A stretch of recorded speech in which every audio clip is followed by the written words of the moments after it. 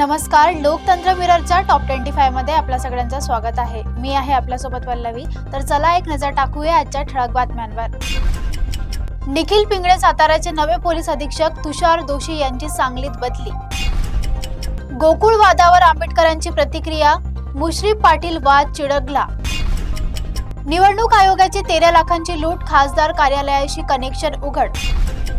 सरकारी कर्मचाऱ्यांचा संप, शिक्षकांचे काम बंद आंदोलन सुरू। गुंठेवारी योजनेला मुदतवाढ, 21 ऑक्टोबर 2026 पर्यंत प्रस्ताव दाखल करता येणार। एमपीएससी मध्ये 3 मित्रांची यशोगाथा, क्लास 1 कडे झेप। सोलापूरमध्ये 34 बालमातांची माहिती लपवण्याचा प्रकार, संबंधित दवाखान्यांवर गुन्हे। मुंबईमध्ये लर्निंग लायसन्स प्रक्रिया पुन्हा ऑफलाईन, आरटीओचा निर्णय। गोव्यात देवी लहराई जत्रोत्सवाला सुरुवात, शिरगावात भक्तिमय वातावरण। राज्यात 9 IPS अधिकाऱ्यांच्या बदल्या, तुषार दोशी यांचाही समावेश। मुंबईत वादळी वाऱ्यासह पावसाचा इशारा, ठाणे रायगडमध्ये अलर्ट। पुण्यात पाणी कपातीबाबत महत्त्वाचा निर्णय, धरणातील पाणीसाठा चर्चेत। जळगावमध्ये 32 वर्षीय तरुणाची हत्या, लग्नपत्रिकेमुळे उलागडा। मध्य रेल्वेची वाहतूक पुन्हा कोलमडली, दिवस स्थानकात प्रचंड गर्दी।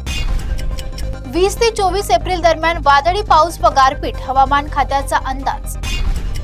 माणगावच्या लॉजमध्ये तरुणाचा मृतदेह, परिसरात खळबळ।